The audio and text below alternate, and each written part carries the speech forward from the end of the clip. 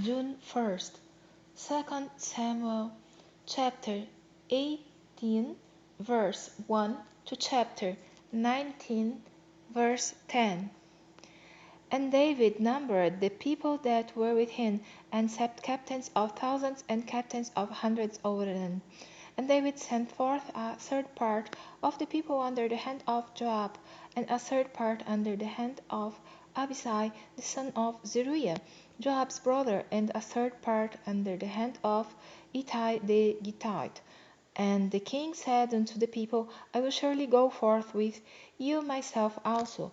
But the people answered, Thou shalt not go forth, for if we flee away, they will not care for us, neither if half of us die, will they care for us. But now thou art worse than 10,000 of us.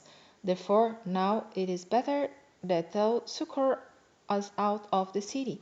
And the king said unto them, What seemeth you best, I will do. And the king stood by the gate side, and all the people came out by hundreds and by thousands. And the king commanded Joab and Abishai and Ittai, saying, Deal gently for my sake with the young man, even with Absalom. And all the people heard when the king gave all the captains charge concerning Absalom. So the people went out into the field against Israel, and the battle was in the wood of Ephraim, where the people of Israel were slain before the servants of David. And there was there a great slaughter that day of 20,000 men. For the battle was there scattered over the face of all the country, and the wood devoured more people that day than the sword devoured. And Absalom met the servants of David. And Absalom rode upon a mule, and the mule went under the thick boughs of a great oak, and his head caught hold of the oak, and he was taken up between the heaven and the earth, and the mule that was under him went away. And a certain man saw it, and told Joab, and said, Behold, I saw Absalom hanged in an oak. And Joab said unto the man that told him, And behold, thou sawest him, and why didst thou not smite him there to the ground?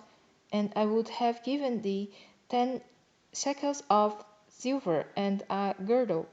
And the man said unto Joab, Thought I should receive 1,000 shekels of silver in mine hand, yet would I not put forth mine hand against the king's son. For in our hearing the king charged thee and Abishai and Ittai, saying, Beware that none touch the young man Absalom. Otherwise I should have wrought falsehood against mine own life, for there is no matter hid from the king, and thou thyself wouldest have set thyself against me. Then said Joab, I may not tarry thus with thee. And he took 3 darts in his hand, and thrust them through the heart of Absalom while he was yet alive in the midst of the oak. And 10 young men that bare Joab's armor compassed about and smote Absalom and slew him. And Joab blew the trumpet, and the people returned from pursuing after Israel, for Joab held back the people. And they took Absalom and cast with him into a great pit in the wood, and laid a very great heap of stones upon him. And all Israel fled every one to his tent. Now Absalom in his lifetime had taken and reared up for himself a pillar, which is in the king's dale, for he said, I have no son to keep my name in remembrance. And he called the pillar after his own name, and it is called unto this day Absalom's place. Then said Ahimaaz the son of Zadok, Let me now run and bear the king tidings, how that the Lord hath avenged him of his enemies. And Joab said unto him, Thou shalt not bear tidings this day, but thou shalt bear tidings another day. But this day thou shalt bear no tidings, because the king's son is dead. Then said Joab to Cushi, Go tell the king that what thou hast seen. And Cushi bowed himself unto Joab and ran. Then said Ahimaaz the son of Zadok yet again to Joab, But howsoever, let me, I pray thee, also run after Cushi. And Joab said, Wherefore wilt thou hunt my son, seeing that thou hast no tidings ready? But howsoever, said he, let me run. And he said unto him, Run. Then Ahimaaz ran by the way of the plain, and overran Cushi. And David sat between the two gates. And the watchman went up to the roof over the gate unto the wall, and lifted up his eyes, and looked, and behold, a man running alone. And the watchman cried and told the king. And the king said, If he be alone, there is tidings in his mouth. And he came space and drew near. And the watchman saw another man running. And the watchman called unto the porter, and said, Behold, another man running alone. And the king said, He also bringeth tidings. And the watchman said, Methinketh the running of the foremost is like the running of Ahimaaz the son of Zadok. And the king said, He is a good man, and cometh with good tidings. And Ahimaaz called, and said unto the king, All is well.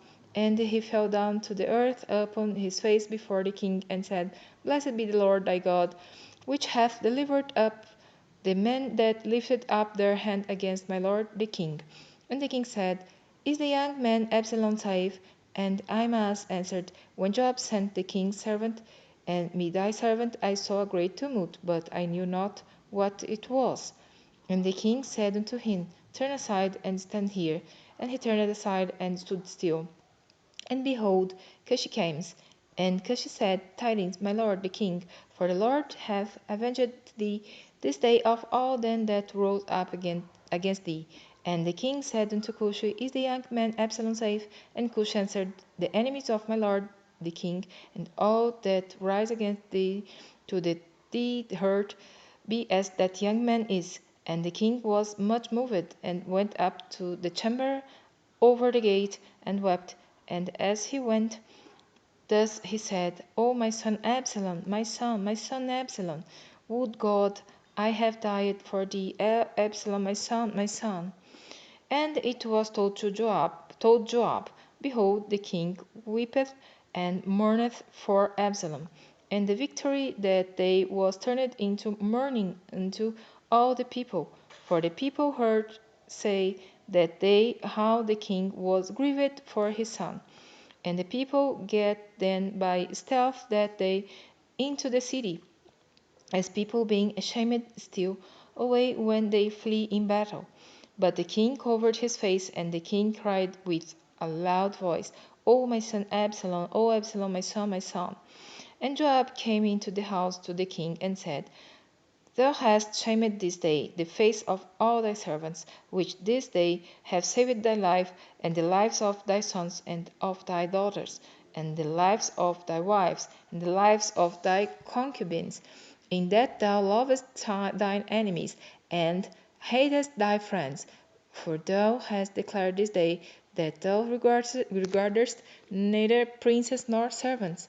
For this day I perceive that if Absalom had lived, and all we had died this day, then it had pleased thee all. Well, no, now therefore arise, go forth, and speak comfortably unto thy servants. For I swear by the Lord, if thou go not forth, there will not tarry one with thee this night, and that will be worse unto thee than all the evil that befell thee from thy youth until now. Then the king arose and sat in the gate. And they told unto all the people, saying, Behold, the king doth sit in the gate. And all the people came before the king, for Israel had fled every man to his tent. And all the people were at strife throughout all the tribes of Israel, saying, The king saved us out of the hand of our enemies, and he delivered us out of the hand of the Philistines. And now he is fled out of the land of Absalom. And Absalom, whom we anointed over us, is dead in battle. Now, therefore, why speak ye not a word of bringing the king back?